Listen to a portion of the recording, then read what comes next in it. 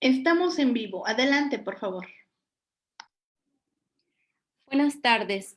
Sean bienvenidas, bienvenidos al conversatorio Género, Interculturalidad y Discriminación. Nos acompañan la maestra Ana Isabel Vázquez Colmenares Guzmán, titular de la Secretaría de las Mujeres de Oaxaca, la subsecretaria Angélica Avilés Álvarez, subsecretaria de Promoción, Participación y Equidad de Género de la ESMO. Saludamos con mucho gusto a la profesora Rogelia González Luis, a la licenciada Marta Aparicio Rojas y a la maestra Zenaida Pérez Gutiérrez. A continuación, procederé a dar lectura de una breve reseña curricular de nuestras invitadas del día de hoy. La maestra Rogelia González Luis es indígena zapoteca, feminista, originaria de Juchitán de Zaragoza. Es licenciada en Educación Preescolar para el Medio Indígena y licenciada en Derecho por el Instituto Metropolitano de Ciencias Aplicadas, IMECA. Ha sido activista, defensora de derechos humanos de las mujeres y la niñez por más de 30 años, fundadora de la organización Grupo de Mujeres 8 de Marzo, AC, y del movimiento político y social Simona Robles en la defensa de los derechos políticos de las mujeres. Cuenta con un refugio confidencial de protección para salvaguardar la vida y la seguridad de las mujeres y así evitar los feminicidios, con un programa de casas de transición para mujeres egresadas del refugio, donde se les brinda un espacio y con ello tener acceso a la tierra y una propiedad. Por otra parte, es fundadora de la Casa de Salud Integral Yo Rusianda Vini Lanu, que brinda atención a la salud de las mujeres, fundadora de la Red Nacional de Refugios AC, de la Red de Atención y Prevención a Casos de Violencia Sexual de la región del Istmo, así como de la Red Intercultural de Refugios, donde actualmente es presidenta. La licenciada Marta Aparicio Rojas es originaria de Oaxaca, abogada por la Universidad Autónoma Benito Juárez de Oaxaca, asociada del Fondo Guadalupe Musalem, asociación que brinda becas a mujeres de comunidades rurales, indígenas y afromexicanas del estado de Oaxaca para que realicen sus estudios de bachillerato. Forma parte de la Comisión de Educación y del Consejo Directivo. Ha colaborado en diferentes espacios de la sociedad civil con proyectos y actividades, así como espacios gubernamentales relacionados con la salud, los derechos humanos y la justicia. Es facilitadora de talleres, cursos, pláticas y seminarios en temas relacionados con la equidad e igualdad de género, prevención de la violencia hacia las mujeres, derechos de las mujeres, prevención del abuso sexual infantil, maternidad sin riesgos y derechos sexuales y reproductivos. Actualmente labora en la Biblioteca José Antonio Gay Castañeda de la Casa de la Cultura Oaxaqueña. La maestra Zenaida Pérez Gutiérrez es mujer ayuk de Tlahuitoltepec, licenciada en Ciencias de la Comunicación, fundadora e integrante de la Asamblea Nacional Política de Mujeres Indígenas, integrante del Consejo Ciudadano del Instituto Mexicano de la Radio, integrante del Consejo Externo del Grupo de Estudios sobre la Mujer Rosario Castellanos de Oaxaca, consejera de Acento Acción Local AC, es fundadora y presidenta de Mujeres en Alianza #, AC en la formación, articulación y vinculación con diversos actores. Zenaida lleva al espacio público la agenda de las mujeres, de los pueblos indígenas y del pueblo afromexicano. Actualmente, Zenaida, junto con la Asamblea Nacional Política de Mujeres Indígenas, preparan insumos para solicitar al Comité CEDAW emita una recomendación general a los estados parte sobre los derechos específicos de las mujeres indígenas. Ha sido ponente, facilitadora y docente en diversos espacios y procesos de formación a jóvenes, mujeres y pueblos indígenas y afromexicanos. Para contribuir a la memoria escrita, ha coordinado diversas publicaciones. En 2008 y 2011 desempeñó 2 cargos comunitarios en su pueblo natal. Ha sido acreedora a varios premios y reconocimientos. Actualmente es coordinadora del Programa de Mujeres Indígenas del Instituto de Liderazgo Simón de Beauvoir. Muchas gracias a las compañeras invitadas el día de hoy.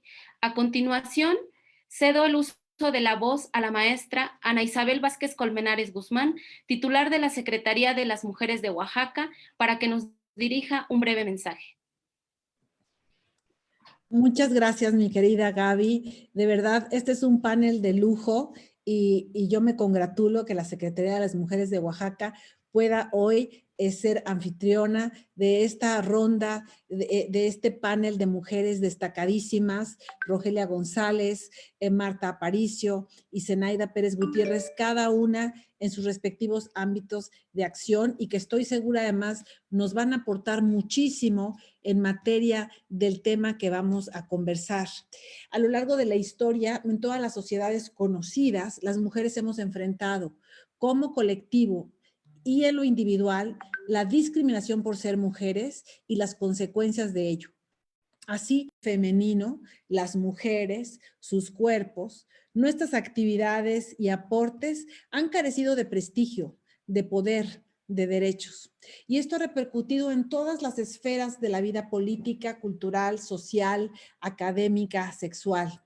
La lucha contra la discriminación, la lucha para reivindicar la igualdad de género es un punto de partida y de llegada para el desarrollo de los países. La discriminación puede manifestarse de muchas formas, a través de conductas, prejuicios, prácticas culturales, estigmas, que muchas veces suelen ser sutiles e insidiosos, socavan la dignidad y el futuro no solo de las propias mujeres, sino de sus comunidades, de las sociedades, ya que truncan oportunidades y alimentan las brechas de desigualdad, los prejuicios y alimentan la violencia. De ahí la íntima relación entre discriminación y violencia de género contra las mujeres.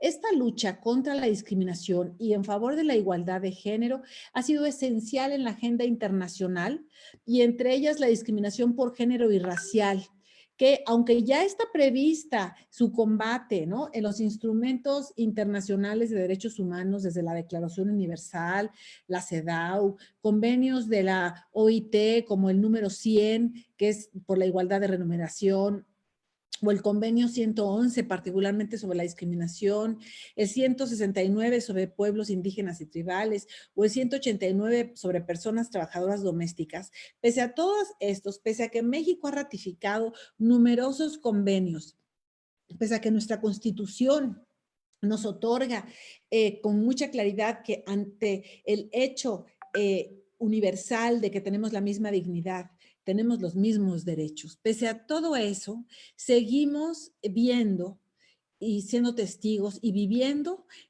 gravísimas consecuencias en razón de discriminaciones por sexo, por edad, por discapacidad, por etnia, por color de piel, por la forma de vestir, por la forma de hablar, en fin. Recordemos que la discriminación no se restringe a las prácticas individuales, porque sus raíces son profundas y tienen además consecuencias colectivas que privan del disfrute y acceso a los derechos humanos a la mitad de la humanidad. Retomo las estadísticas de INEGI a propósito del Día Internacional de la Eliminación de la Discriminación Racial, que fue el día de ayer. En México, y de acuerdo con los resultados de la ENADIS, la Encuesta Nacional sobre Discriminación de 2017, 84 millones de personas de nuestro país mayores de 18 años se ha sentido discriminada por algún motivo en el último año. 84 millones. Los motivos más frecuentes por los cuales estas personas manifiestan haberse sentido discriminadas son por su forma de vestir o su arreglo personal, algo que tiene que ver con su físico, en particular por su complexión física, por su peso o su estatura, casi un 30%, y también casi un 30% por sus creencias religiosas, que son la tercera causa más común de percepción de discriminación. La cuarta parte de la población ha sentido discriminación por sus rasgos indígenas, ¿no? Declaró haber experimentado al menos una situación de discriminación por esta razón en los últimos 5 años, y de ellas 40.3% consideró que la causa que propició esta situación de discriminación es justamente su condición de indígena. Entonces, como vemos, es realmente importante situar la conversación desde una perspectiva feminista y de interculturalidad, pues ambos enfoques cuestionan las relaciones asimétricas de poder que existen entre una cultura dominante y otra, ¿no? La cultura hegemónica y la cultura o las demás culturas a las que este eje hegemónico quiere normar y mandatar. Y por supuesto, ese poder asimétrico impacta de manera diferenciada a las mujeres según sus contextos y condiciones de vida y desarrollo. Por eso el enfoque de la interseccionalidad es más importante en estos contextos, porque no nada más se nos discrimina por ser mujeres. Si además de ser mujer, eres una mujer indígena, eres una mujer pobre o eres una mujer de la tercera edad, tienes adicionales fuentes de discriminación.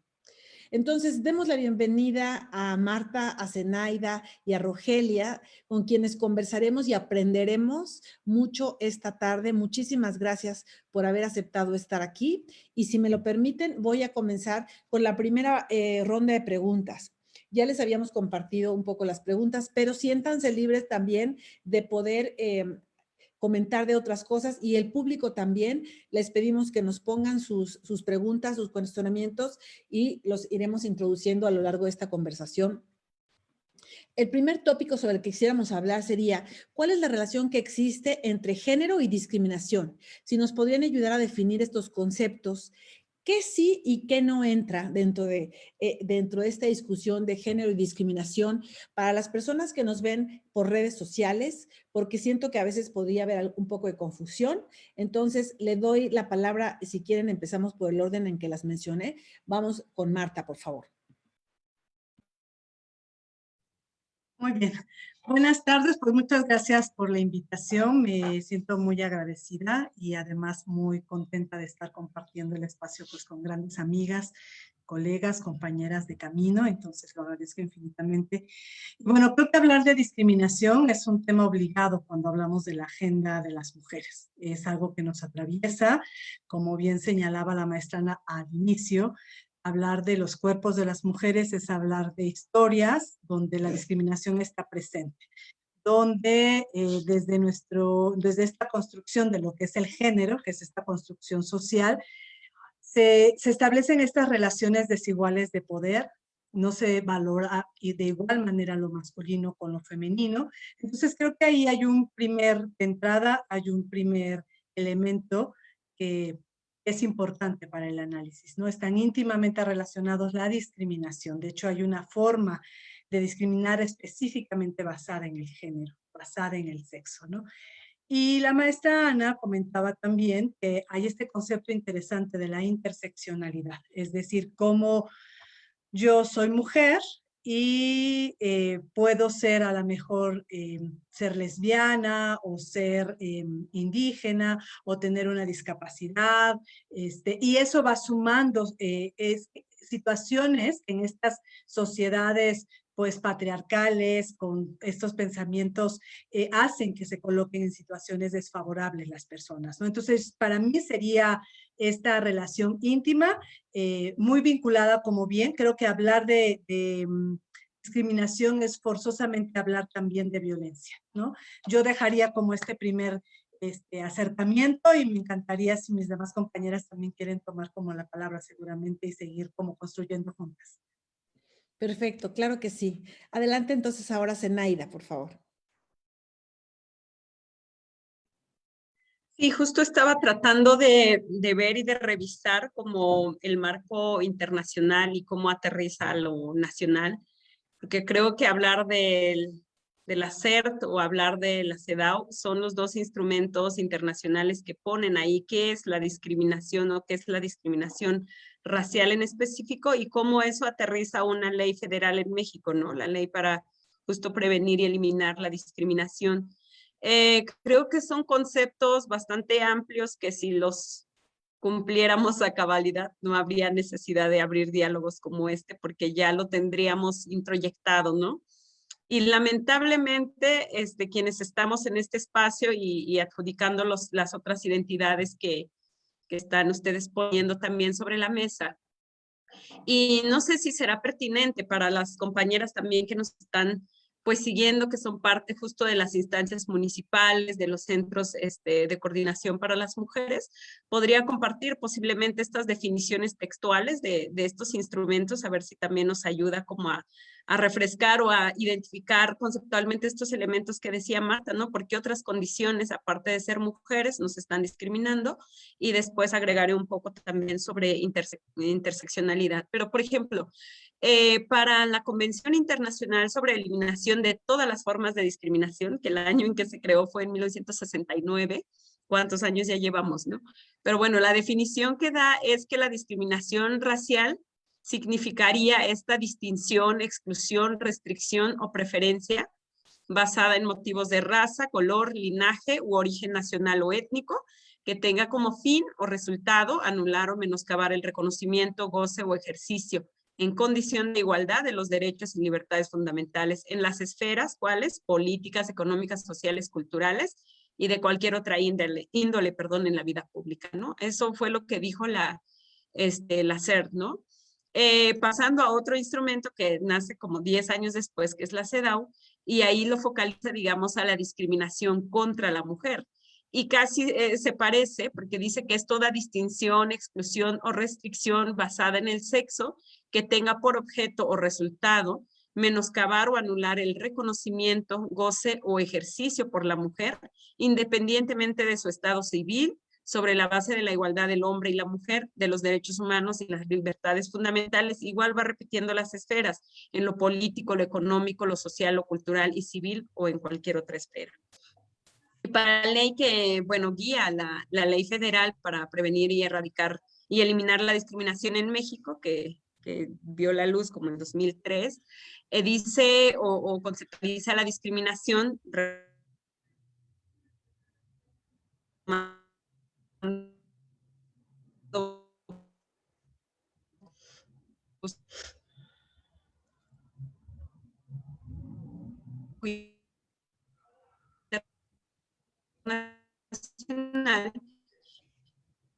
que es la distinción,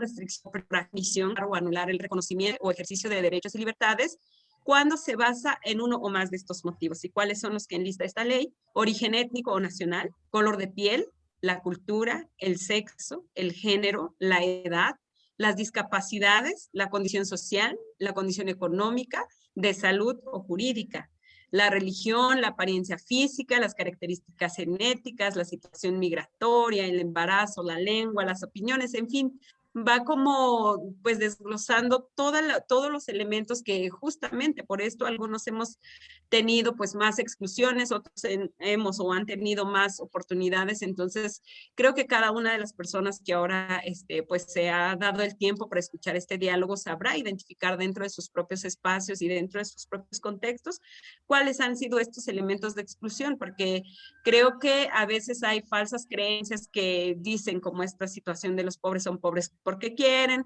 no hay mujeres para participar en la vida política partidista, en fin, entonces creo que sí es muy necesario pues ir abriendo estos diálogos, pero además aterrizarlo. ¿A quién le tocaría revisar esta parte, no? O sea, ¿quién sanciona, quién observa? Y creo que la contribución justo de la CEDAW fue, aparte de las propias instituciones, sería muy valioso, pues justamente revisar también qué pasa dentro de las empresas, dentro de las organizaciones, en la relación entre personas, y ubicarnos que en México, en el marco justo jurídico, pues que esto no es nada más una queja nuestra o una petición de buena onda, sino que en México está el principio de progresividad y de derechos humanos contenidas en el artículo 1, y en el segundo, el que reconoce a los pueblos indígenas como dentro de esta, pues parte de la identidad de lo que es nuestro país. Entonces creo que la base o el principio tendría que ir así. Estamos partiendo de algo que ya está reconocido, pero donde el reto realmente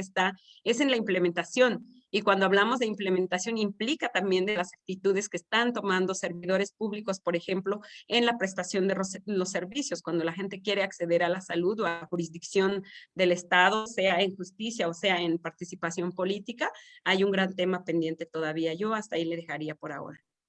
Gracias, Zenaida. Ahora, Rogelia, para ti, ¿cuál es la relación entre género y discriminación? Buenas tardes. Muchísimas gracias, secretaria Ana. En primera, pues felicitarte como secretaria de la Mujer por estar llevando a cabo este evento, este conversatorio de género, interculturalidad y discriminación. Y también saludar a mis compañeras Marta, a Zenaida, a Angélica, a Berenice, a todas las que están el día de hoy, a Gaby, porque estamos conmemorando todavía las actividades que tienen que ver con las mujeres y en particular el tema de discriminación que enfrentamos las mujeres indígenas desde diversos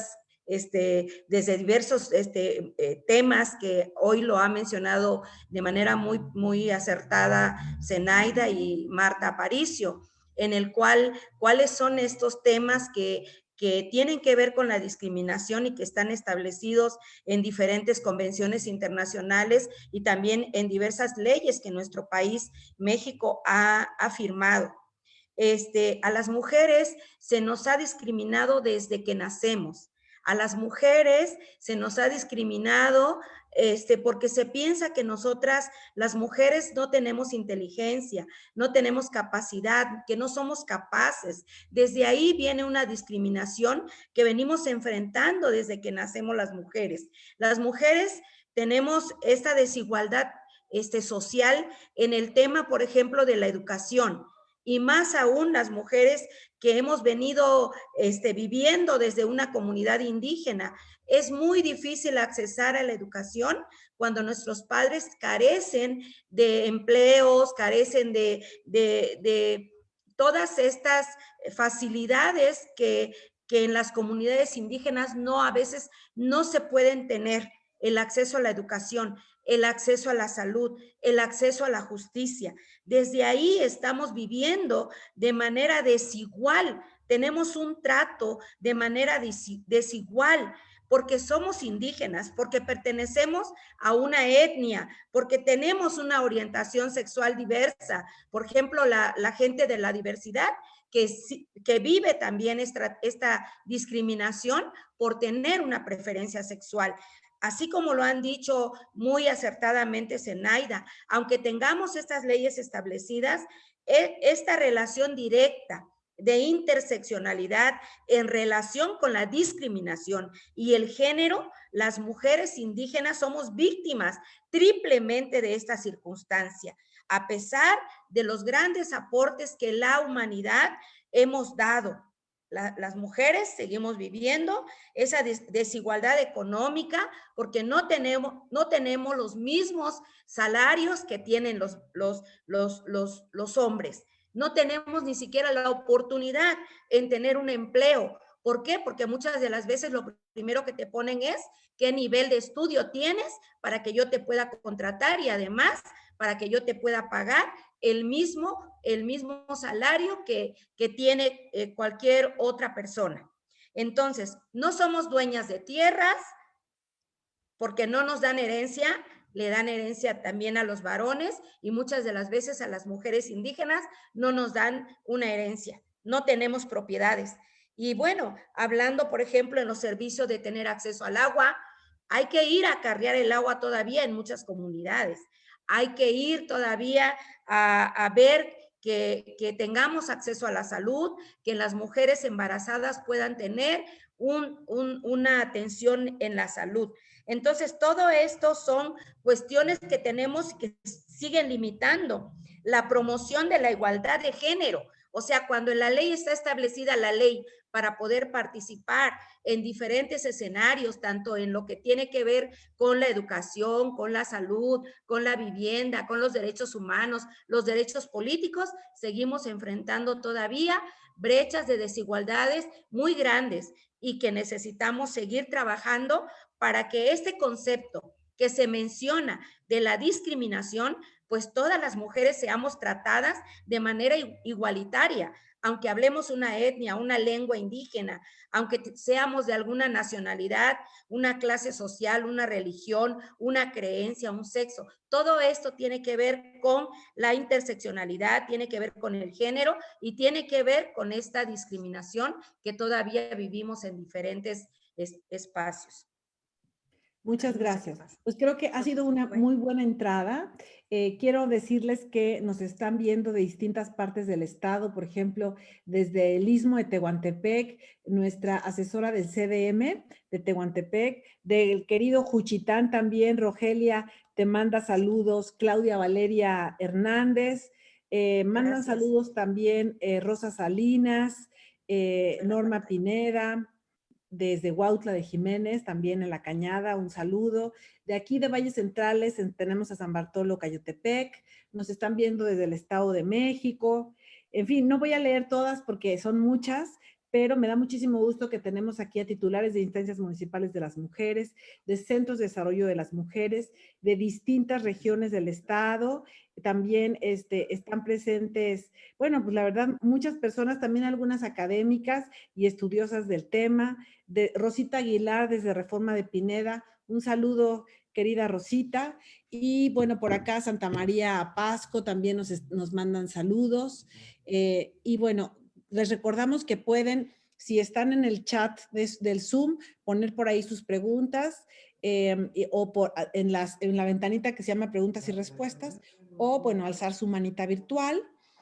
Y si están en el Facebook Live, pueden poner sus preguntas y podemos darles lecturas. Les mandan muchas felicidades. Salma Jalife, también Floriana Hernández de San Bartolomé, Kialana, etcétera. Bueno, vamos a entrar, digamos, en materia. Ya hablamos de género y discriminación. Ahora hablemos también un poco, añadamos un término más. ¿Qué significa para esta discusión en términos prácticos y sencillos el concepto de interculturalidad?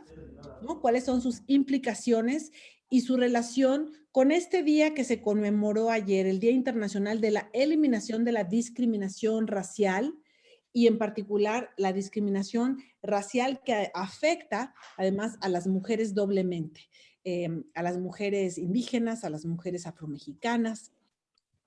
Y también, por supuesto, hablaba Rogelia de las otras interseccionalidades, las mujeres que por su orientación sexual también sufren discriminación. Además, esta discriminación puede vivirse en el ámbito escolar, en el ámbito laboral, en el ámbito de la salud, ¿no? Violencia obstétrica, por ejemplo. Entonces, son muchísimas y muy complejas las problemáticas que están alrededor de este fenómeno sociocultural, de este mandato discriminador. Entonces, vamos a empezar ahora, si quieren, al revés. Le voy a pedir a Rogelia que haga una pequeña abordaje sobre este tema de la interculturalidad y la discriminación racial, y nos vamos de regreso. Y terminando esta ronda, que les pido que seamos breves, vamos a ver si hay algunas preguntas del público antes de pasar a la segunda ronda. Gracias, Rogelia. Gracias, gracias. Bueno, pues la palabra interculturalidad se refiere a las múltiples relaciones de intercambio y de comunicación igualitarias entre grupos culturales. Por ejemplo, tenemos en Oaxaca, por ejemplo, esta relación que tenemos con diferentes poblaciones que, aunque no hablemos la misma lengua indígena, nos comunicamos y promovemos una comunicación entre todos los grupos culturales, entre toda la comunidad.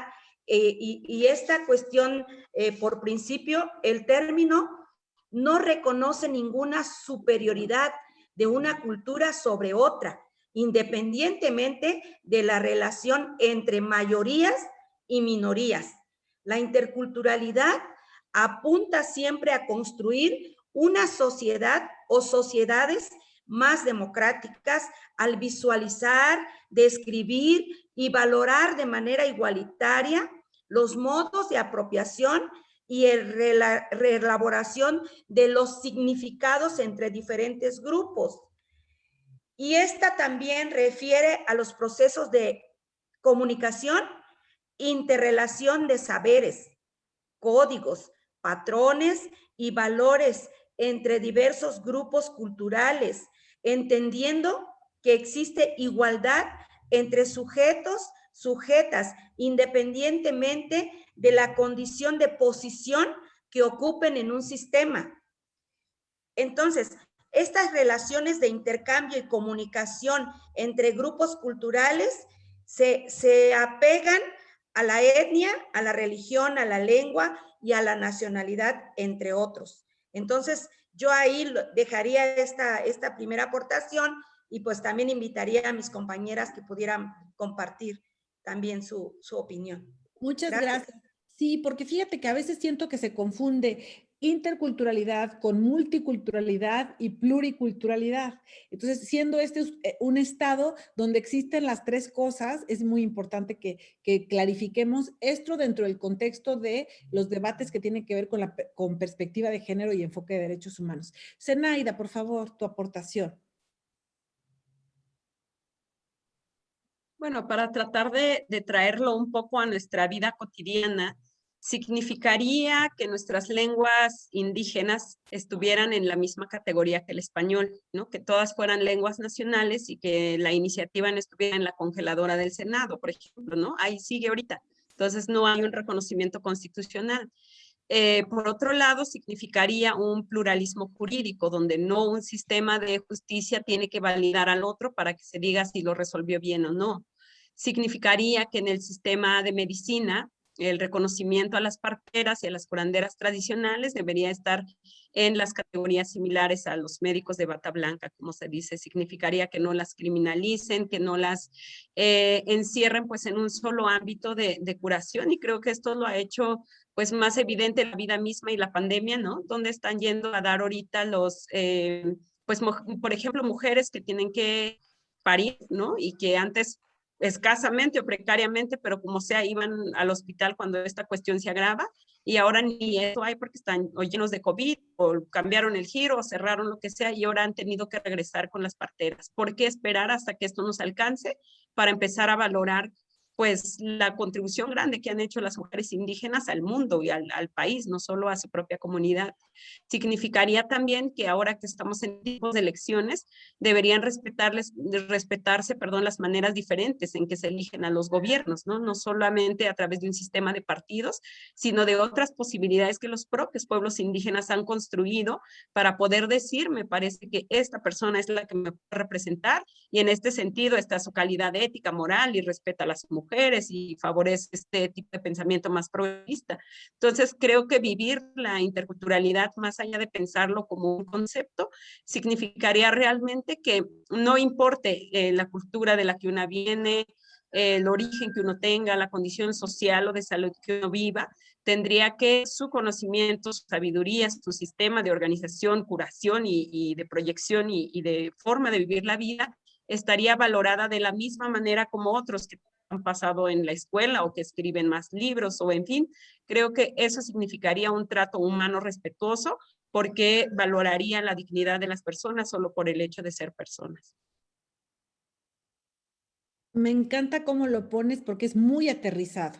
En efecto, hoy como que vivimos, se habla mucho de la interculturalidad, pero la verdad es que existe una cultura dominante, un idioma dominante, ¿no? Entonces, en realidad no es un diálogo parejo, no es un diálogo, no es un intercambio. Normalmente es como, bueno, entonces sí, vamos a respetar o vamos a reconocer a las parteras, pero les vamos a ir a enseñar, ¿no? Desde, porque yo soy un médico, como tú dices, Zenaida, de bata blanca, y eso de alguna manera es como le adjudica más valor. Entonces, sin duda creo que falta un trecho muy grande que recorrer para llegar a donde tú has señalado muy puntualmente y de manera práctica que deberíamos llegar si realmente viviéramos la interculturalidad. Adelante, Marta, por favor. Pues sumaría a lo que ya han dicho mis compañeras, la importancia de cómo un concepto es más allá de lo académico, ¿no? Cómo partíamos en esta necesidad de explicarnos y de reconocernos y decir, somos muchas culturas, entonces hablamos de la multiculturalidad, después decimos, pero somos diferentes y demás, entonces somos pluriculturales, y después hoy nos llega el concepto de la interculturalidad, que como bien lo plantea Zenaida, la exigencia es eso de un trato igualitario y de igualdad de dignidad y de reconocimiento, ¿no? Creo que Zenaida ya nos ilustró con varios ejemplos muy ricos, y yo sumaría a esto, por ejemplo, y haría mía la voz de muchas otras mujeres de más de 20 municipios en el estado de Oaxaca con población afromexicana, ¿no? Que, por ejemplo, en nuestra Constitución ya se reconoce que somos una nación con una composición pluricultural y se menciona en sus pueblos indígenas, pero no así al pueblo negro, ¿no? No así al pueblo afromexicano. Hubo una reciente reforma que hace un reconocimiento, sin embargo, las compañeras y compañeros que han hecho todo un trabajo por su reconocimiento dicen, no basta, necesitamos, no basta un inciso como esta, necesitamos estar como a la par, como nuestros hermanos y hermanas indígenas, en ese artículo 2, donde México se reconoce como una nación pues con esta base, ¿no? Y creo que también las compañeras de los pueblos negros han mencionado esta situación del blanqueamiento de la historia y cómo personajes importantes se niega esta raíz, ¿no? Negra, como Morelos, por ejemplo, ¿no? Que no se menciona como un héroe de la nación con este origen. Y por consiguiente, el aporte del pueblo negro a la construcción de este país que es México. Creo que también algo importante de mencionar en este marco es que al igual que hay todo este mandato internacional, pues lo recogen también leyes locales, ¿no? Ya mencionaba Zenaida en su intervención la existencia de esta ley, que sería muy importante que nos sentáramos a leerla, a conocerla, que es la Ley Federal para Prevenir y Eliminar la Discriminación, que es muy joven, es apenas del 2003, y creo que los rasgos importantes, y iría como enfatizando ahí, es que cuando hablamos de discriminación estamos hablando de distinguir, de excluir, de restringir, de marcar una preferencia, ¿no? Y eso se va a traducir en limitar el reconocimiento o el goce de nuestros derechos y nuestras libertades. Entonces, creo que hoy hablar de esta diversidad cultural, de hablar de la discriminación también y del género, nos está colocando en unas realidades transgresoras de nuestros derechos, de realidades que violentan nuestros derechos y por consiguiente de mucho trabajo por hacer. Y que justo creo que estamos aquí juntas todas las que estamos, porque nuestras voces son importantes para hacer ver eso que a veces no se quiere ver y que hay que atenderlo necesariamente para construir una sociedad mejor entre hombres y mujeres. Sería mi intervención.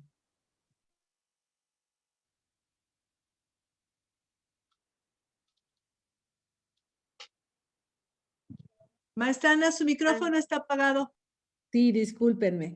Gracias por tu intervención, Marta. Sin duda, yo creo que a veces se ha malinterpretado que la interculturalidad es solamente reconocer la diversidad y es mucho más, porque la diversidad suele existir en un orden político y económico que ha mantenido una simetría entre poblaciones, ¿no? Que han sido sojuzgadas y además una cultura que se privilegia como mejor. Entonces, no es nada más reconocer la diversidad, es exigir que no haya una asimilación a una cultura dominante, ¿no? Sino un espacio para que las culturas interactúen, dialoguen y participen en igualdad de condiciones. Y por eso es que desde el feminismo se dice que la equidad es un como denominador común de las luchas de género y la interculturalidad. Sin embargo, hay quienes han señalado una cierta tensión o conflicto entre los derechos colectivos de pueblos y comunidades indígenas o afromexicanas frente a los derechos individuales de las mujeres.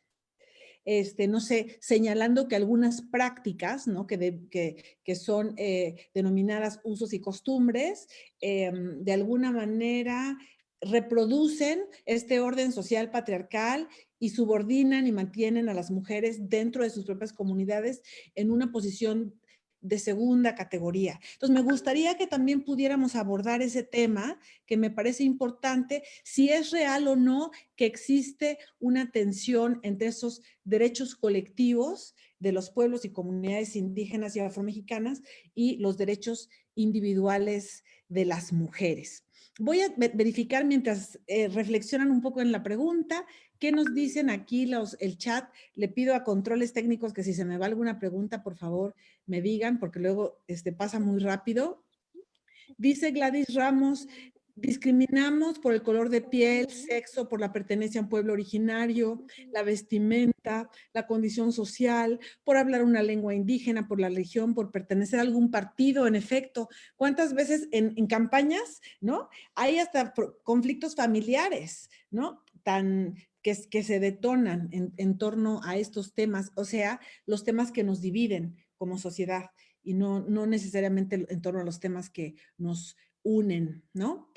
Marisela Pérez refiere a que por madres solteras, por trabajar con puros hombres, por ser divorciadas, en efecto, a las mujeres se nos estigmatiza muchísimo en relación al entorno inmediato familiar. Por ejemplo, en el caso de las candidatas, Rogelia, ¿va? Se mira y se escrutiniza su vida personal, su vida íntima, si tienen o no pareja, si son o no buenas madres, cuando en los varones tradicionalmente ese factor no había sido considerado. Hoy, afortunadamente, dadas las reformas en torno a la paridad y a la violencia política por razón de género, ya se pone el dedo en la llaga en torno a que si la Constitución dice que hay que tener un modo honesto de vivir, pues haber sido victimario, ¿no?, de violencia familiar, pues no es un modo honesto de vivir, pero estamos viviendo tiempos inéditos y me parece que ese es otro, digamos, abordaje que podríamos darle a la discusión. Déjenme ver si hay alguna pregunta concreta, no la vea por aquí, díganme Elsie o Gaby si tienen una.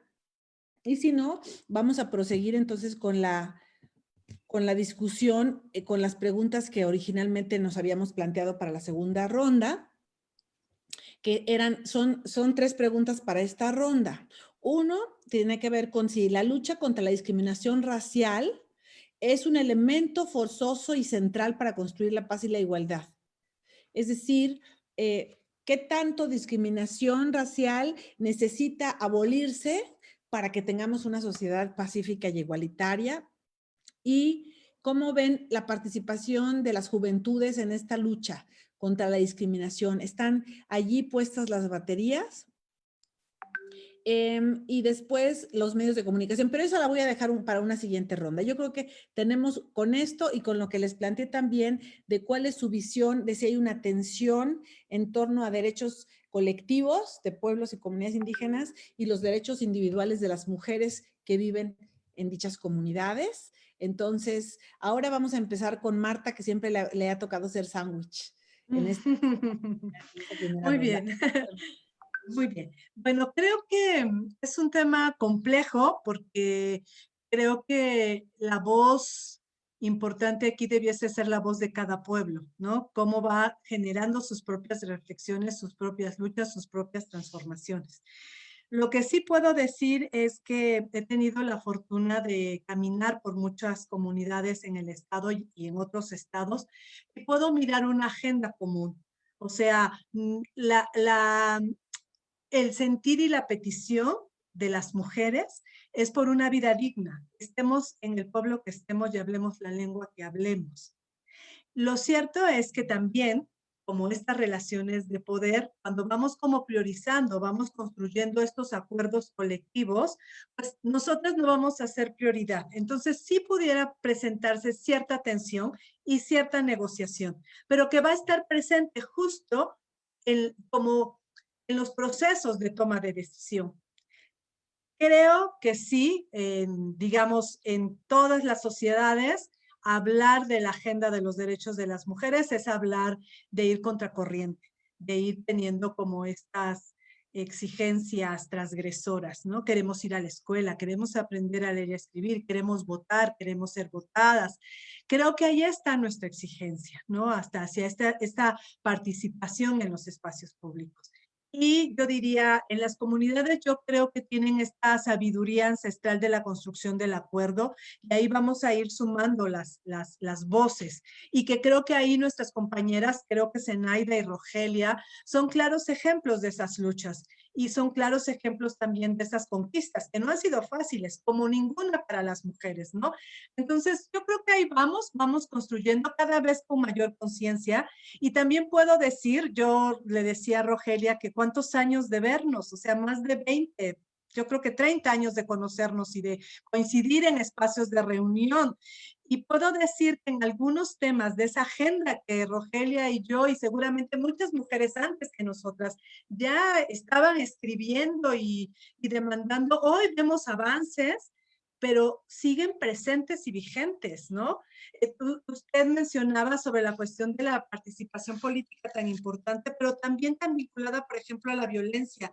Yo me alarmaba de un informe que leía del proceso electoral del 2018 y se hablaba que en nuestro país hubo 237 agresiones, 23 asesinatos, 10 tentativas de homicidio, 12 secuestros, entonces, y de mujeres, ¿eh? Entonces, ¿estamos hablando de qué? O sea, estamos avanzando, hoy hay paridad, sin embargo, este contexto es sumamente adverso hacia la vida y los derechos de las mujeres. No importa si eres una comunidad o si eres una gran ciudad, es una realidad que estamos hablando y estamos luchando contra estos sistemas estructurales, ¿no? Y creo que ahí es el gran reto, como hombres y mujeres en nuestras comunidades, en nuestros espacios donde nos toque estar, aportamos para transformar esto, porque nos perjudica a las mujeres en lo individual, a los hombres en lo individual y también en nuestros procesos colectivos. Y creo que algo que también desde lo colectivo es que estamos haciendo una lucha inédita como sociedad. O sea, creo que hablar de los derechos colectivos como derechos humanos son derechos también bien jóvenes y que además atentan claramente contra procesos de capital. Entonces, ahí creo que es también una lucha seria de los pueblos, donde también vemos pues la desaparición de líderes, luchadores sociales terriblemente, ¿no? Entonces, creo que sí es un panorama complejo y sin embargo aquí estamos como pues dando la palabra para poder seguir transformando en los espacios en los que estemos. Esa sería mi participación. Muchas gracias, Marta. Tu participación, Zenaida, por favor. Sí, en el sentido que llamamos tensión o paz, ¿no? Primero decir que, bueno, ahorita que hacías la pregunta sobre la palabra usos y costumbres, creo que mirar qué sucede en todos lados y todas las culturas tienen sus usos y costumbres, sea la cultura política, la institucional, la que sea, ¿no? Para empezar a desdibujar un poquito este estigma y el racismo que pesa sobre pueblos indígenas, ¿no? Porque creo que se ha partido de un prejuicio de son los violentos y son los que no progresan y ahí se quedan violentando a las mujeres, ¿no? Entonces, pensar que ese uso y costumbre pasa en una secretaría, en una institución, en un partido político, que si es un mal uso y costumbre, pues está vulnerando los derechos de las mujeres, sean mujeres indígenas, afro, toda la diversidad, o las mujeres mestizas, ¿no? Y creo que pocas veces se ha querido nombrar porque conviene a alguien que se piense que lo del sistema de partidos políticos es mejor que el sistema normativo interno, por ejemplo, ¿no? En un segundo término, recurriré a las palabras de la exrelatora Victoria Tauli Corpus cuando visitó México, justo dentro de sus recomendaciones, en la última parte decía eso, ¿no? Hay una tenue o una delgada línea entre fortalecer la libre determinación y la autonomía de los pueblos indígenas y fortalecer los derechos de las mujeres indígenas. ¿Cómo se va a hacer eso, no? ¿Cómo se puede solucionar? Decía ahí. Y decía, pues, con la participación activa de las mujeres indígenas. O sea, nadie más puede decidir por ellas más que ellas mismas. Y ahí estando en la mesa de diálogo. Creo que mucho hemos dicho, ¿no? Damos ideas, damos propuestas, mostramos esa proactividad de querer participar y más bien es del otro lado que no nos están dejando, ¿no? Hablemos de instituciones, de partidos, de otras posibilidades, de dónde se están tomando esas decisiones, quién las toma por quién. Hay buenos gestos, hay buenas intenciones, pero si no se involucra a las personas afectadas, difícilmente se van a dar respuestas con esa pertinencia que se requiere. Y en lugar de ayudar, pues estamos solo provocando mayor división y creo que a nadie conviene eso. Eso es lo segundo que diría en ese sentido. Y lo de la pregunta que hacías, lo de la paz, creo que decías, o la igualdad, todavía yo estoy como en ese dilema de qué es paz para quién, o lo pacífico para quién, ¿no? Porque unos están excluidos y se tienen que aguantar su pobreza, entonces que ya no digan nada, que ya no muestren inconformidad, pues eso está bien para quienes siempre han estado bien, pero cuando salen las mujeres a la calle a decir no están respetando nuestros derechos y tenemos que gritar o tumbar, no, eso ya no es tan pacífico, ¿no? Entonces creo que todavía yo estoy en ese dilema de seguir entendiendo para quién es la paz, qué significaría eso o qué es lo pacífico y quién se tiene que aguantar sus dolores para que el otro duerma bien, ¿no? Entonces creo que eso es lo que diría como en este momento y lo que genera tensión creo que también está bien, porque entonces hay dos partes que están ahí como tratando de poner en común algo y creo que el diálogo, la escucha, la empatía es lo que nos puede llevar a avanzar y a progresar y justo en otro diálogo, Lady Pech, una defensora de tierra y territorio, justo maya, decía, ¿no? Creo que pelear con los otros, porque además hablan otros idiomas, nos es más difícil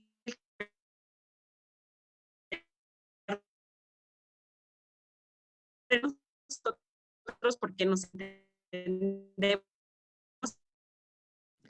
Perdón, Zenaida. conocemos a la gente con ¿Soy la que yo? estamos poniendo el diálogo, ¿no? Eso creo que es importante tenerlo.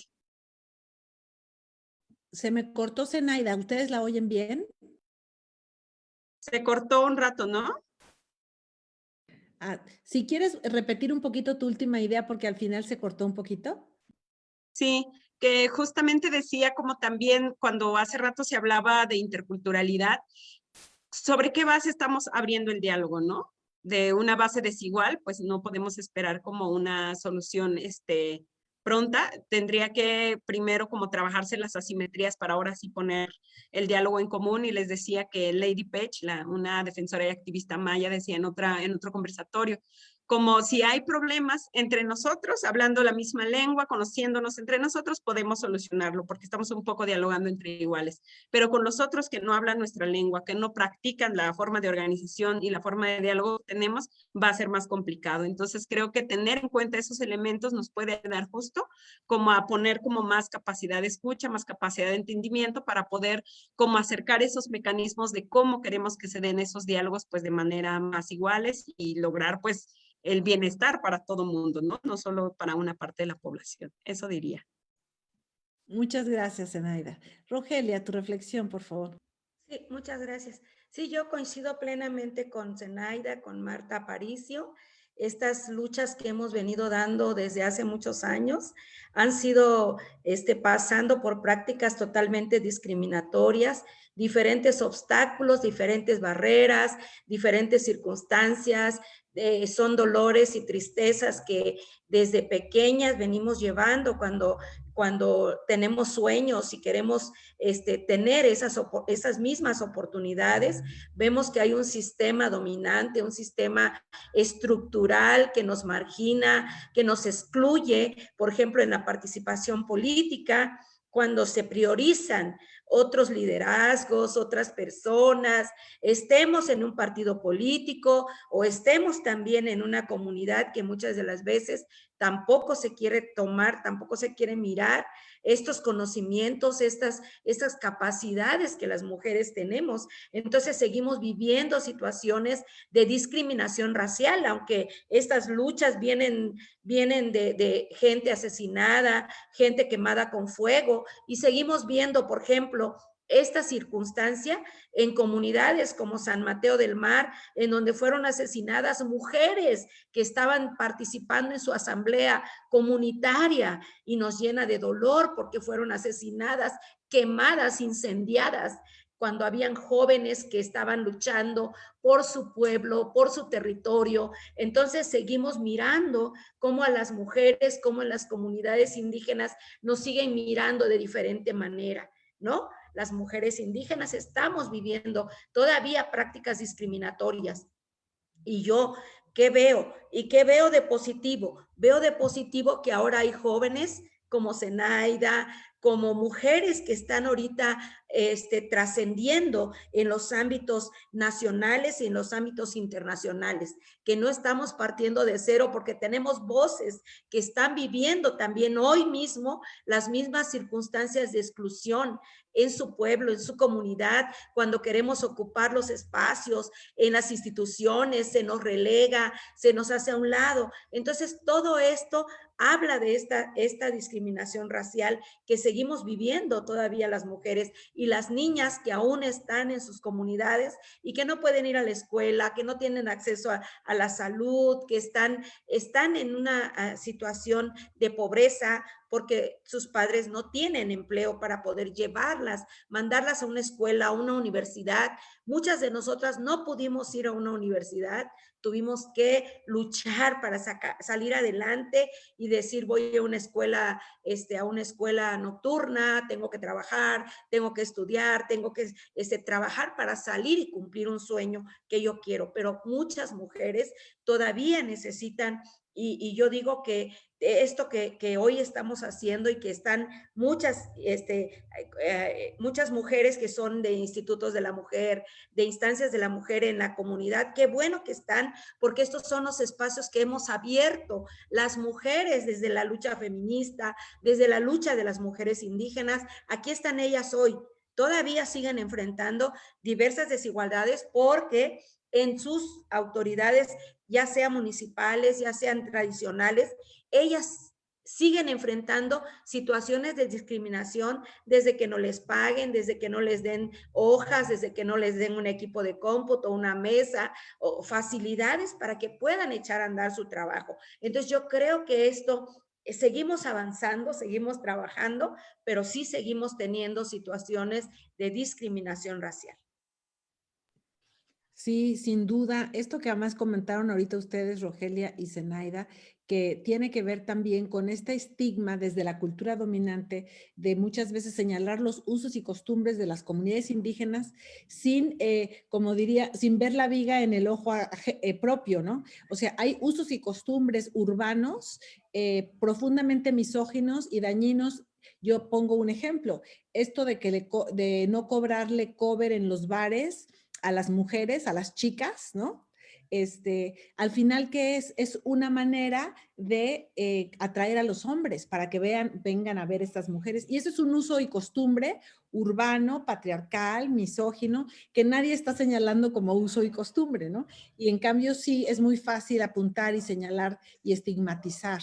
Entonces, sin duda, Zenaida, me llamó además mucho la atención y varios comentarios al respecto de que es muy ilustrador lo que nos dijiste en torno también al tema de la paz, porque no es como un concepto universal, sino en realidad es un término relativo. En efecto, ¿paz para quién? Si tú has vivido siempre tranquila, entonces quizá el hecho de ver a las chavas el 8 de marzo enfurecidas, te puede parecer que es algo que irrumpe o que es disruptor de la paz.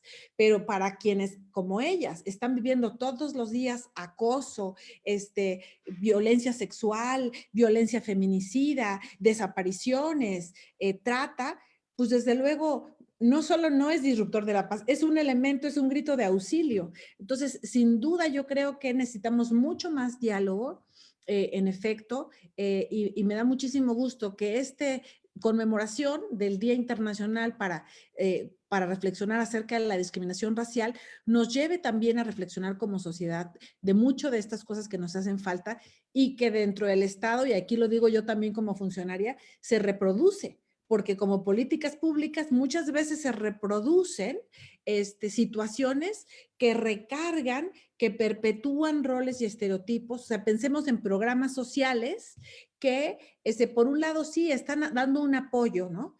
Pero por el otro lado, ¿cuántos otros, digamos, distorsiones están generando en la comunidad? ¿Por qué? Porque nadie les preguntó. Simplemente un decisor desde su escritorio en México dijo, ahora vamos a ayudar a los pobres, ¿no? O a las comunidades indígenas de esta manera. Les vamos a dar ahora una transferencia o un apoyo. Pero al tomarse esa decisión externamente desde un escritorio y sin una visión intercultural, pues claramente generas dinámicas que no deseabas. Ahora les cuento, por ejemplo, en nuestro Centro Integral de Atención a Mujeres en Situación de Violencia, nos están llegando casos de violencia familiar de mujeres que viven en comunidades indígenas y que el agresor, que muchas veces es su pareja, está bajo el influjo de una droga que se llama cristal, que ahora está muy en boga. Y es que en realidad ahora muchos de estos jóvenes, porque muchos de ellos son jóvenes, estos agresores, tienen un ingreso personal disponible adicional que no tenían por una política pública. Entonces, yo creo que sí tenemos como Estado que hacer mucho más diálogo con las comunidades para decidir mejor, ¿no? Estos recursos, estas estrategias, estas acciones de política pública, para que no generemos de una idea con una buena intención un mal resultado, ¿no? Bueno, y teníamos un par de preguntas más aquí en torno a los medios de comunicación que al final influyen de una manera desigual, pero sí están presentes los medios y las redes sociales ya en todo el país, incluyendo en comunidades y pueblos indígenas, y que replican muchas veces estos roles y estereotipos de género, estos prejuicios racistas. ¿Y cómo ven ustedes este papel de los medios en ese sentido?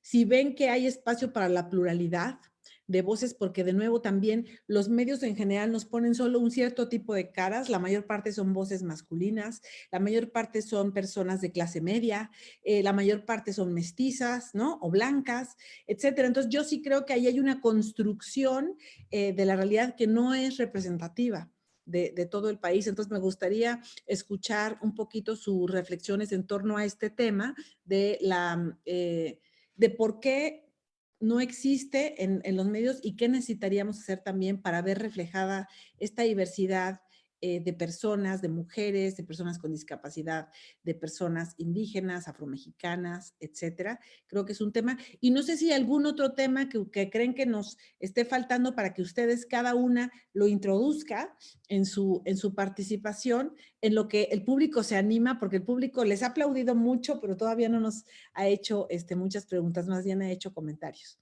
Adelante ahora que empiece mi querida Rogelia, por favor.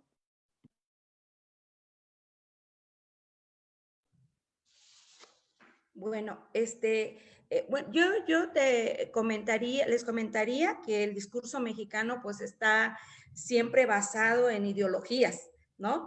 Estigmas, estereotipos, roles, patrones, desde la escuela, ¿no? Hay diversas estereotipos que se nos van imponiendo desde que nacemos, ¿no? Y también se van estigmatizando a través de burlas, opiniones, mensajes, canciones, y muchas de las veces las personas de comunidades indígenas sufrimos la burla, ¿no? La burla para donde se nos señala, ¿no? Se nos señala, por ejemplo, hay muchos dichos populares o chistes, ¿no? Que sin darnos cuenta lo vamos normalizando, ¿no? Dice, ay, estas son las chachas, ¿no? Y nos discriminan porque somos las chachas, ¿no? O sea, o ay, es que trabajo como negro, o este es un indio, ¿no? Y así como calladita te ves más bonita.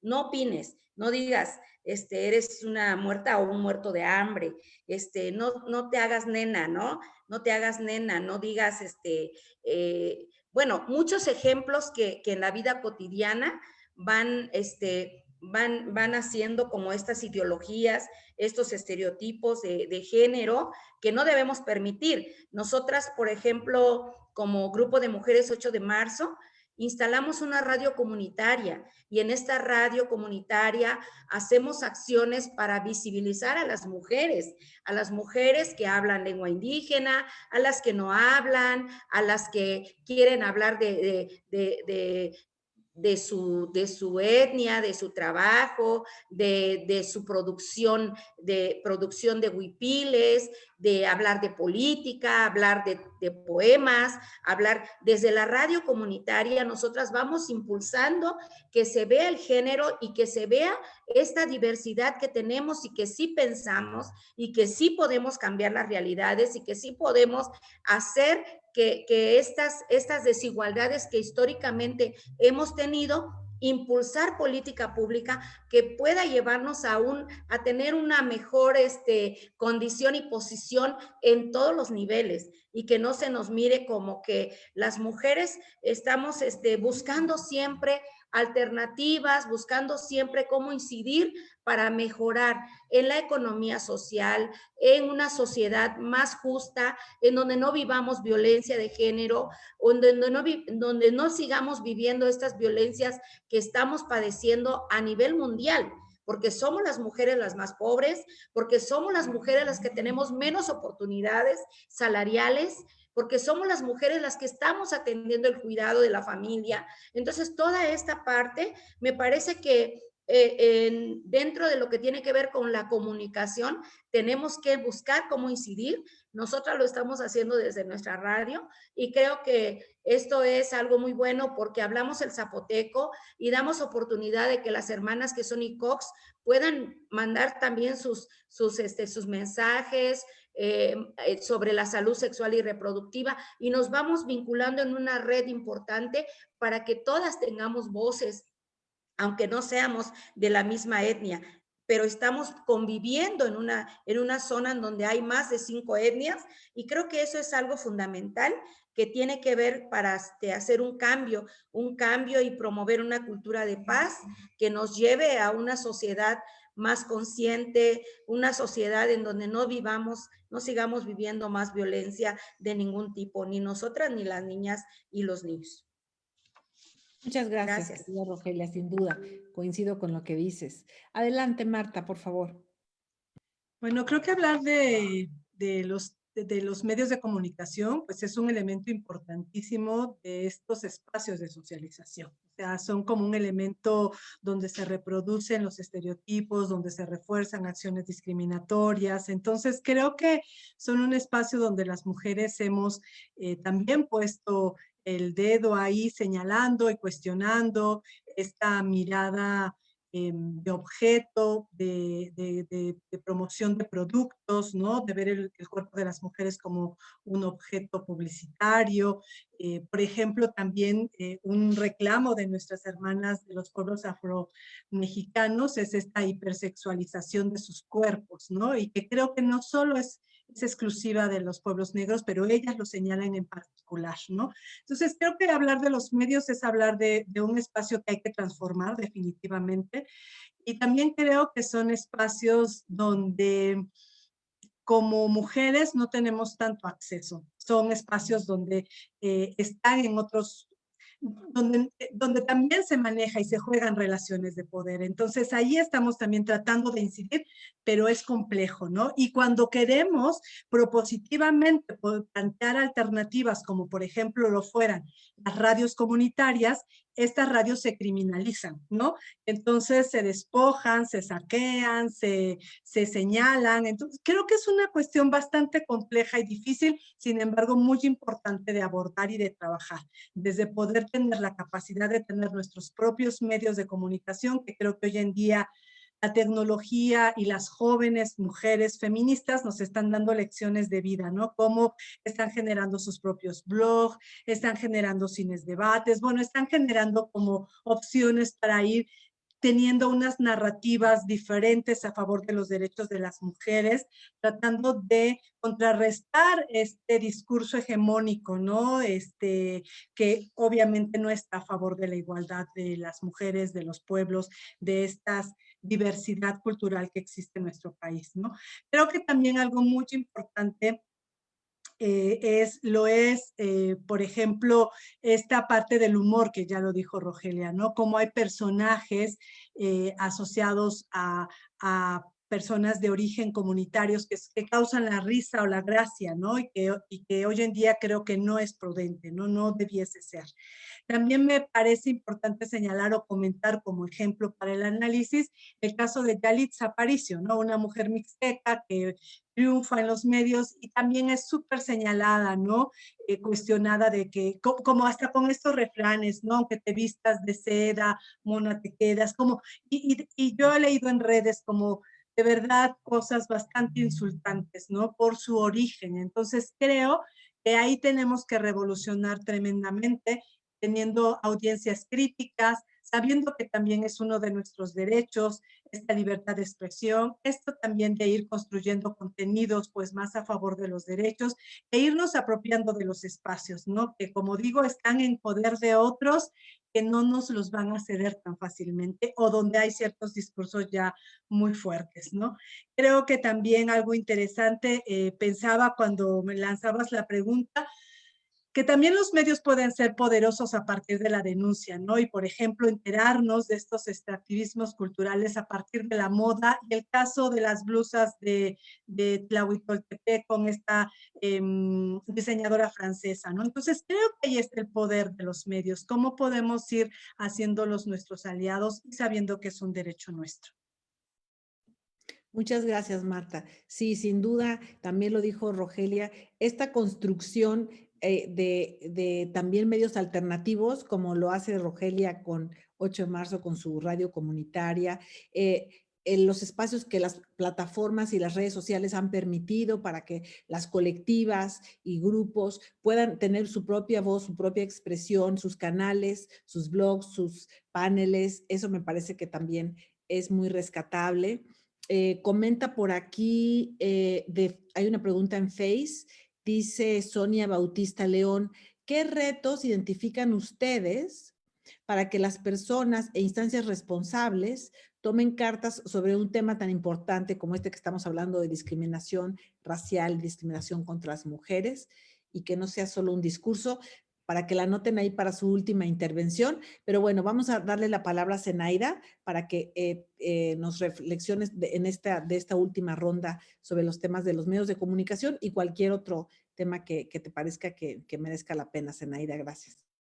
Sí, sobre espacios de socialización diría, o sea, ¿quiénes mandan a aprender qué cosa, no? Ya se decía hace rato, la historia negra, la historia de indígenas está borrado en los libros de historia y de texto gratuito en nuestro país. Y creo que este es el tiempo de revisarlo. Estamos pues ya como si nada migrando según a lo virtual y ni se ha preguntado cómo está la condición de personas indígenas y afro-rurales y demás en este tiempo. Entonces, primero, la invisibilidad ahí está, en el repaso de la historia. Y todavía nos seguimos preguntando, ay, ¿por qué ya no hablas tu lengua? ¿Por qué ya no te vistes así? Pues repasemos quiénes están diciendo qué cuerpos importan, qué culturas importan. Y eso, por supuesto, los medios es uno básico, pero está en la propia escuela, lamentablemente, ¿no? Y creo que ahorita en los comentarios también lo están diciendo, qué sistema de justicia se enseña en la universidad, qué sistema médico, cómo se entiende la gobernanza, las formas de organización como sociedad. Y ya focalizando a través de los medios, yo he estado en algunas charlas justo con personas que están ahí y la pregunta es, ¿y por dónde empezar? ¿Quién es es tal vez lo último de la cadena que se nota, ¿no? Pero ¿quiénes son los? Pues también son hombres, ¿no? Entonces que los productores, los que dan el dinero, los que aprueban el guión, los que escriben la historia, son quienes definen qué rol ocupan cierta fisonomía, ciertos cuerpos, y en general los cuerpos otra vez racializados o de personas indígenas y afro, en este sentido, con quienes he podido hacer más el diálogo, siempre se quedan, por ejemplo, las mujeres en roles de cuidado, dependientes de un hombre o dependientes de un agente de dinero. Entonces, a lo más que puedes llegar es a ser sirvienta y soñar que alguien te va a venir a salvar, porque además los que tienen dinero son buena onda y se preocupan por ti, entonces te tienes que casar con ellos. Pero además de que seas sirvienta, tu ropa típica tiene que ser como la que ponen en la fecha del Día de la Independencia, o sea, tus tricolores, ¿no? De verde, blanco y rojo, la blusa bordada y la falda ahí amplia. O sea, no se puede ni siquiera reconocer a la diversidad de pueblos indígenas, ya por lo menos en su diversidad de ropa, ¿no? En el rol de los hombres, ellos han denunciado que los usan o de asesinos violentos y narcotraficantes. O sea, ese es el rol más al que pueden aspirar, pero no de ejecutivos, líderes, aquí que su intelectualidad da para otras cuestiones. Entonces, creo que la otra pregunta que se hacía a los medios, reflejan la realidad o construyen los imaginarios, ¿no? O sea, como las nuevas posibilidades. Y creo que independientemente de si el huevo o la gallina, más bien es qué compromiso social y ético estarían asumiendo para justamente, ¿no? Como contribuir a sociedades más libres de discriminación. Y otra vez, ahora a la coyuntura que llegamos, acaba el CONAPRED, su consejo asesor, de sacar este decálogo, de actualizar un poco lo que tenía previo y ahora en tiempos de campaña, cómo se usa otra vez como a los medios comerciales para darse hasta con la cubeta, pero esa es la calidad de política y de políticos que merecemos, o sea, que se ataquen por personas y no por los argumentos, las posturas, las propuestas. Creo que ahí también hay una responsabilidad fuerte porque ese financiamiento sí lo reciben del Estado, pues del financiamiento público. Entonces creo que ahí sí tendrían que haber por lo menos un principio ético y de principio de derechos humanos, porque de verdad hay debates que uno lo lamenta que salga en cadena nacional, que te digan que los castigos pueden ser mochar los cuerpos, asesinar o encerrar eternamente, no sé, o sea, como que es una cadena con otra, pues, ¿no? ¿Quién brinda los contenidos, quién abre la puerta y quiénes son los consumidores, ¿no? Entonces creo que también hay un juicio muy, pues, delicado de quienes producen, ¿no? Porque al final es, pues, si no te gusta, cámbiale, pero para nada como que asumen esa responsabilidad de yo comunico algo y con eso tengo que, pues, por ser imagen pública, al menos promover que la gente piense un poco más en el respeto y no solo en si no se soluciona aquí es de forma agresiva, ¿no? Entonces creo que es importante revisar justo esos espacios de socialización donde estamos aprendiendo a valorar qué, ¿no? Y en general me parece que se ha dado un valor a ciertos cuerpos y los otros que no importan tanto. Por ejemplo, los feminicidios, ¿no? Realmente se ha denunciado un número grande de feminicidios al día, pero ¿quiénes son los cuerpos que están siendo víctimas de esto, no? Hay desglose de datos, por ejemplo, ¿cuántas son mujeres afromexicanas? ¿Cuántas son mujeres indígenas? Creo que hay una gran ausencia ahí de parte de las instituciones que monitorean esto o que tendrían que tener esa obligación de desglosarlo, porque así también diríamos, ¿dónde está ese uso y costumbre que afecta más? Y acaba de pasar el asesinato de la exdiputada Ivonne, ¿no? O sea, ¿en qué lado está? Eso no era sistema normativo, eso era por partidos políticos. Y aún así, ¿cuántas cosas nos falta por revisar? Entonces sí me parece que todo lo que imaginemos como espacios de socialización, seguir estando ahí como muy alerta, qué mensajes se está mandando y en qué va a repercutir eso, ¿no? Porque creo que también se culpa o se responsabiliza al individuo como una persona. Tú estás dejando de hablar tu lengua, tú estás dejando de usar tu vestimenta, tú estás migrando de tu pueblo y no se habla del despojo territorial, del desplazamiento forzado, de esa discriminación tan continua. Entonces, bueno, por ahí lo dejo. Qué bárbara, Zenaida. Sí, nos dejas girando porque en efecto estás hablando de, pues, factores muy complejos que están y estructurales que están abajo de justamente estas discusiones. Quiero decir también que nos están viendo, mi querida Rogelia, algunas compañeras de 50+1, entre ellas Rocío Medrano, un saludo. Está también, están enlaces de las unidades de género, como por ejemplo Luz Estela Camargo, del Archivo General del Estado, ese edificio tan hermoso que está ahí en la Ciudad de los Archivos. Y bueno, pues siguen felicitándolas, la verdad, a ustedes por todo su trabajo. Les recuerdo la pregunta de Sonia: ¿qué retos identifican ustedes para que las personas e instancias responsables tomen cartas sobre un tema tan importante? Y esto nos lleva ya a la última pregunta para cerrar el foro, que tiene que ver con, bueno, ya hemos conversado un poquito acerca del fenómeno. Entonces, desde el área de incidencia de cada una y desde su propia experiencia, ¿cuál consideran que debería ser la ruta a seguir en la prevención y la erradicación de la discriminación racial y de género? Es una pregunta muy amplia, pero que me gustaría que nos ayudaran a puntualizar y que nos sirva de cierre, adicional a cualquier otra expresión, a cualquier otra reflexión que ustedes quieran hacer, con toda libertad. Y muchísimas gracias. Vamos a comenzar entonces con Marta, por favor. Bueno, creo que es una pregunta muy grande y muy compleja, pero a su vez es algo que hemos estado haciendo por años, las mujeres y los hombres, porque es algo que cuesta nuestras vidas, es algo que menoscaba nuestra calidad de vida. Entonces, creo que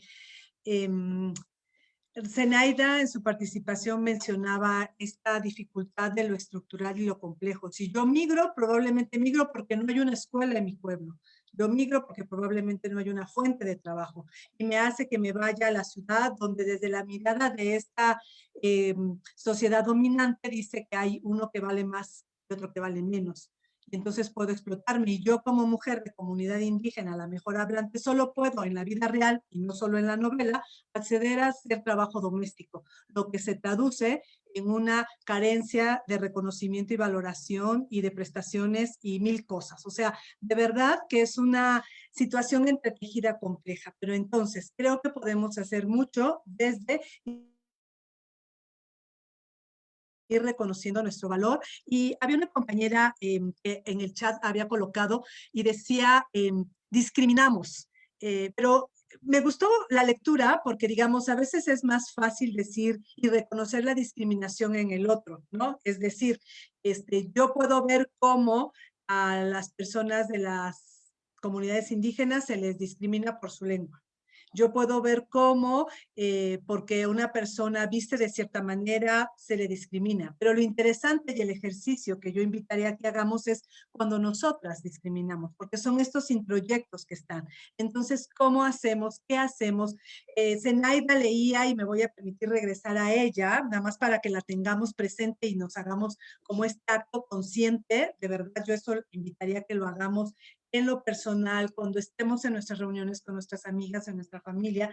Pero Zenaida decía que la ley hablaba de que hacemos o tenemos acciones, pues, de discriminación por el origen étnico o nacional. ¿Cuántas veces hacemos chistes de alguien de una nacionalidad y lo ponemos como alguien bobo, ¿no? Ahí estamos discriminando y nos reímos, ¿verdad?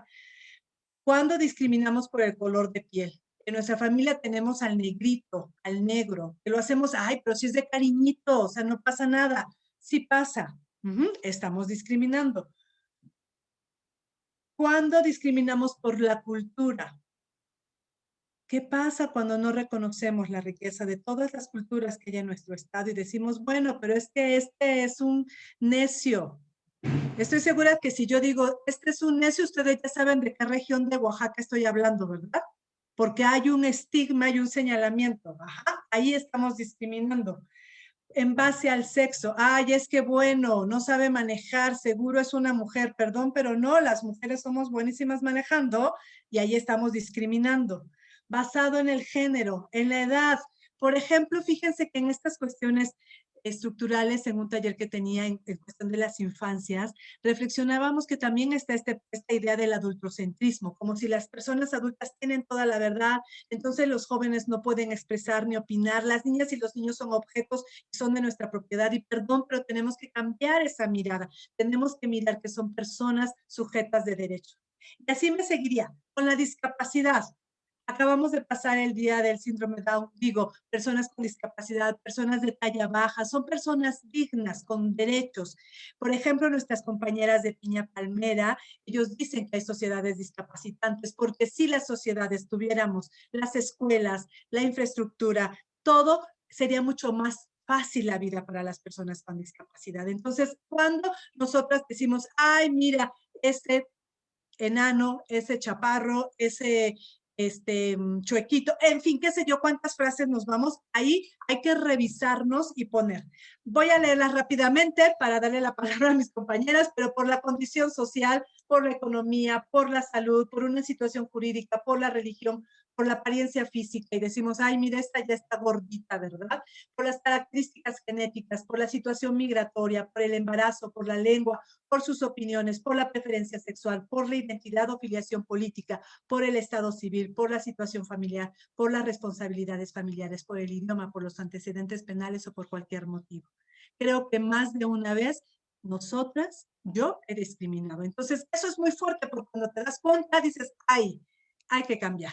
Hay que cambiar y también hay que señalar, como bien lo hizo Zenaida, mirando a quien tiene una obligación de Estado, aquella institución que debe ser garante de nuestros derechos, que tendría que estar haciendo trabajo de prevención, de educación, de transformar instancias como la escuela, donde no se me señale, se me castigue por hablar una lengua, donde se me diga que no tengo que vestir de esta manera. Entonces creo que podemos ir transformando las instituciones y podemos empezar por nosotras mismas. Ese sería mi comentario final. Gracias. Muchas gracias, Marta. Impresionante, tienes toda la razón. Y también desde las instituciones hasta la manera en la que nombramos, ¿no? Por eso la exigencia del lenguaje incluyente, no sexista, porque se usan mucho desde el propio Estado, se reproducen, y lo dijo Rogelia, los libros de texto, pues reproducen roles, estereotipos que discriminan, que estigmatizan. Entonces, hay que hacer, yo creo que un trabajo muy profundo también en las estructuras del Estado para ese sentido. Muchas gracias. Rogelia, tu comentario final, por favor. Bueno, pues sí, a mí me parece. ¿Te apagó tu micro?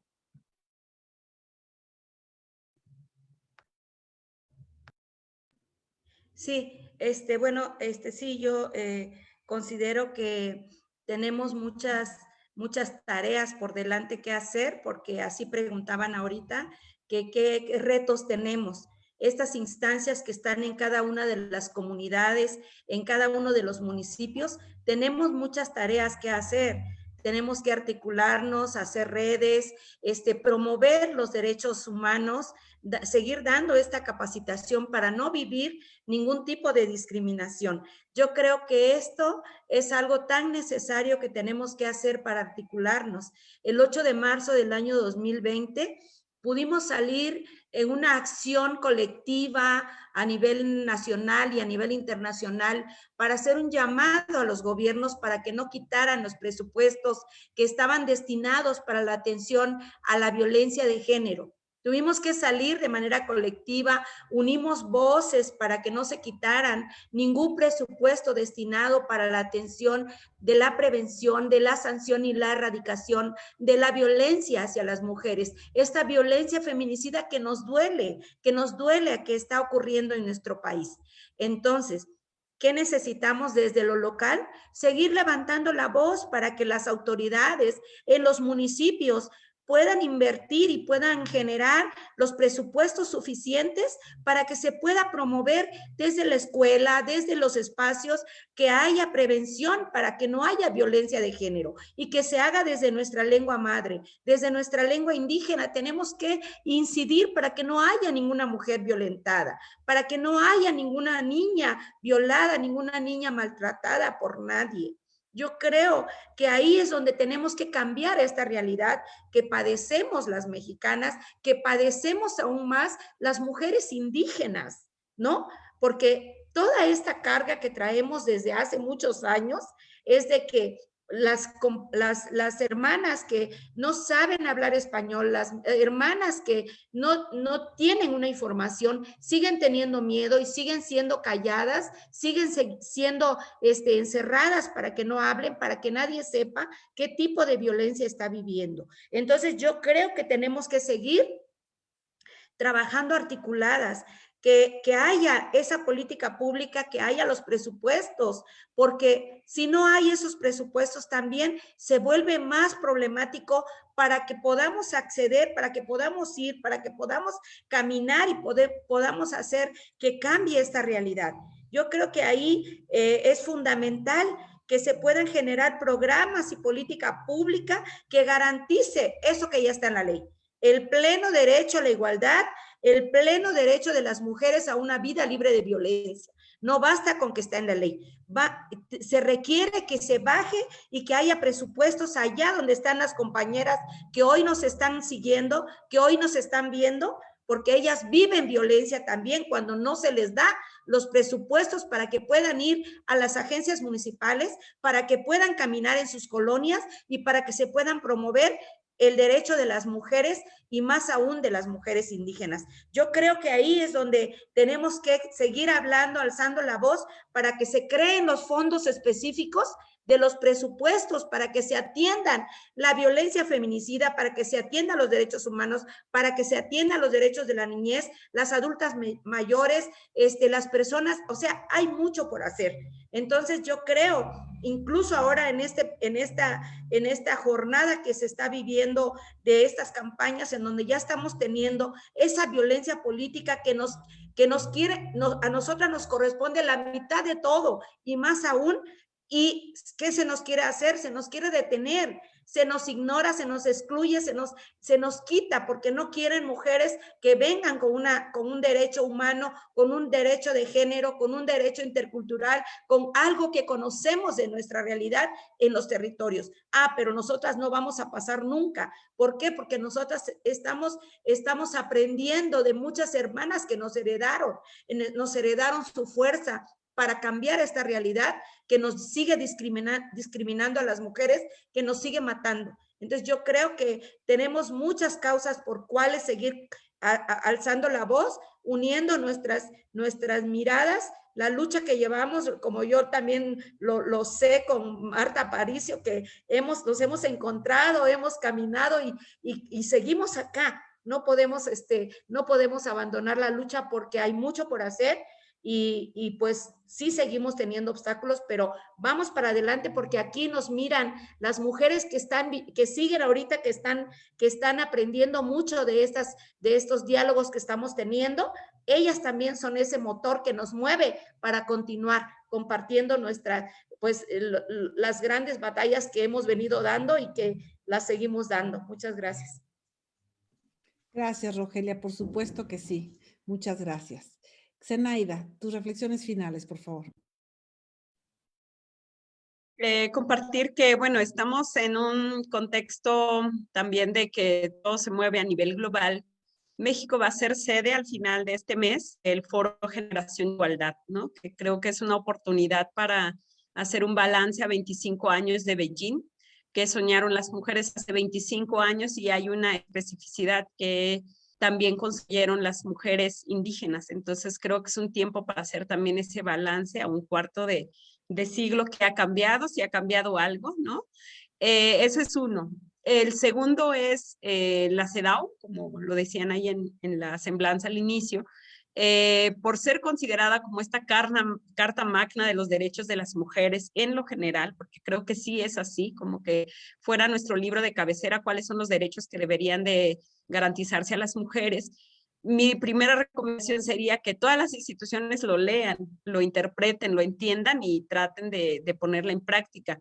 Hay un apartado muy, muy específico sobre cuál es la orientación que se da o por dónde empezar a caminar, porque luego siento que se queda en eso de qué hay que hacer, pocas veces se encuentra el cómo, ¿no? Y la CEDAW ha implementado a través de estos mecanismos que le ha llamado recomendación general, como sobre temas súper específicos, ha sacado sobre mujeres y política, mujeres rurales, varios temas. Y ahorita lo que estamos intentando hacer desde las mujeres indígenas es que se haga y esta recomendación general sobre los derechos específicos para mujeres indígenas. Y creo que es una gran contribución que podemos hacer las indígenas mexicanas a todo lo que ya construirse desde una agenda global. En tal sentido, quiero leer justo la recomendación que trae este instrumento internacional cuando se firmó o se acordó que todos estarían de acuerdo en utilizar como guía la CEDAW, los estados parte, que son como nuestros gobiernos, los que nos representan. Y bueno, dice, los estados parte condenan la discriminación contra la mujer en todas sus formas. Convienen que en seguir por todos los medios apropiados y sin dilaciones una política encaminada a eliminar la discriminación contra la mujer y por eso se comprometen voy a leer unos 6 puntos. Adoptar medidas adecuadas, legislativas y de otro carácter con las sanciones correspondientes que prohíban toda discriminación con la mujer, entonces contra la mujer, perdón. Ahí hay que ver si ya se cumplió o no y en qué parte del camino estamos. Segundo, establecer la protección jurídica de los derechos de la mujer sobre una base de igualdad con la del hombre y garantizar por conducta de tribunales nacionales competentes y de otras instituciones públicas la protección efectiva de la mujer contra todo acto de discriminación. Siguiente punto, abstenerse de incurrir en todo acto o práctica de discriminación contra la mujer y velar por que las autoridades e instituciones públicas actúen de conformidad con esta obligación. Siguiente punto, tomar todas las medidas apropiadas para eliminar la discriminación contra la mujer practicado por cualquier persona, organización o empresa. Siguiente punto, adoptar todas las medidas adecuadas, incluso de carácter legislativo, para modificar o derogar leyes, reglamentos, usos y prácticas que constituyan la discriminación contra la mujer. Siguiente, derogar todas las disposiciones penales nacionales que constituyan discriminación contra la mujer. Entonces, bueno, ahí está la guía, ahí están algunos puntos, no todos, pero creo que sí es pues repasar los marcos jurídicos que ya están, tanto a nivel internacional como nacional, algunas leyes, normas y también prácticas institucionales. Te estás cortando, Zena. Creo que lo que pasa luego en este social, ¿no? Entonces lo social también. ¿Ahora ya me escuchan? No. ¿Me escuchan? ¿Me escuchan? Ya. Listo. Sí, es internet. Bueno, hablando de esas desigualdades. Creo que ya están dados, pienso yo, los mecanismos internacionales, los instrumentos nacionales, algunas leyes, algunas normas, y diría también, para guardar esperanza, algunas buenas prácticas en lo institucional. O sea, creo que dentro de lo que ha construido como parte de este gabinete social es eso, ¿no? Pensar en las personas que han sido históricamente excluidas y tal vez empiezan a hacer algunas cuestiones como esta, creo que hoy hacemos, es abrir el diálogo, ¿no? Recurrir a personas que sí saben de esto y que nos aporten sus ideas. Y lo mejor sería, ¿y después de eso qué, no? ¿Qué podemos, algún cambio mínimo que se haga, que creo que puede generar esperanza también en las personas que trabajan, pues al final de manera más cercana con ustedes, como ahora sería la Secretaría de las Mujeres en Oaxaca, pero cualquier otra institución también debería de hacerlo y abrir esa posibilidad y ese espacio que después de dialogar hagamos una o dos acciones clave para realmente ver ese cambio, ¿no? O ese entendimiento que sí se puede ir mejorando y que sí se puede hacer también desde las instituciones. Entonces, yo diría esto también, a su vez, pues seguirse sumando a estas iniciativas de reflexión y de propuesta que han traído y construido las mujeres indígenas, y es un tanto dar la plataforma y hacer eco a sus planteamientos. Eso sería, y muchas gracias. Al revés, Zenaida, muchísimas gracias a ti, muchas gracias Rogelia, muchas gracias Marta. Nos dejan con muchísimas reflexiones. Como Secretaría de las Mujeres de Oaxaca tenemos algunos programas, por ejemplo, como nuestros programas de créditos, los programas de los centros de desarrollo de las mujeres en las comunidades. Y sin duda yo creo que si pudieran y si les interesa a ustedes o a algunas personas del público que sienten que tienen la capacidad y tienen el tiempo, sobre todo, para poder aportar, pues nosotras felices de que se conviertan en una especie de consejo consultivo para estos temas. Hemos hecho algunos esfuerzos para apoyar algunas iniciativas de mujeres indígenas. Por ejemplo, se creó una red de mujeres agrarias, porque es un tema donde hay muchísimo todavía, digamos, una ventana, para ponerlo en positivo, una gran ventana de oportunidad para que más mujeres dirijan los órganos, ¿no? Ejidales y comunales. Entonces, tenemos esa red. Estamos apoyando desde el Observatorio de Participación Política de las Mujeres una red de síndicas, la red de instancias municipales de las mujeres, que ya son 500. Tenemos también una red de unidades de género en la administración pública estatal. Y bueno, estamos abiertas para que también puedan ustedes participar, para guiar también, que nos dé luz en torno a la política pública, porque en efecto, lo peor que puede suceder es que se sigan tomando estas decisiones desde el escritorio, ¿no? Sin esta vinculación, sin este diálogo activo, sin esta escucha. Entonces, reiterarles que desde la Secretaría de las Mujeres de Oaxaca tenemos este compromiso con ustedes, de esta escucha y de generar, pues sí, acciones, como bien dijo Zenaida, para que no se queden solamente en recomendaciones o guías como las de CEDAW, sino se traduzcan en la realidad. Pues muchísimas gracias a todas las personas que hoy estuvieron atentísimas y que les mandan muchos saludos y mucho reconocimiento a toda su labor. Muchas gracias a Gabriela Salomé, al Fondo Guadalupe Musalem, con quien tenemos una muy buena relación y de quien Gabriela Salomé pues fue becaria y ahora es nuestra directora de políticas públicas. Entonces, creo que es un ejemplo claro de que cuando se hacen políticas adecuadas desde la sociedad civil, pues florecen. Gaby es una de nuestras funcionarias estrella aquí en la Secretaría de las Mujeres de Oaxaca y estamos muy orgullosas.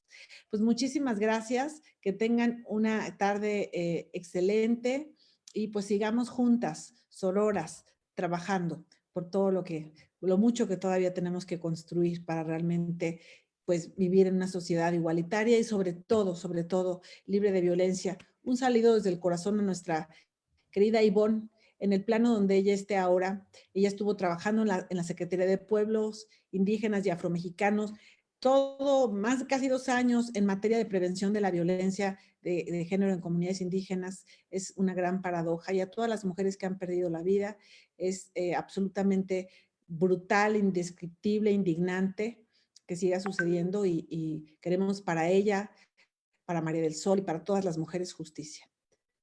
Muy buenas tardes. Buenas tardes, muchas gracias.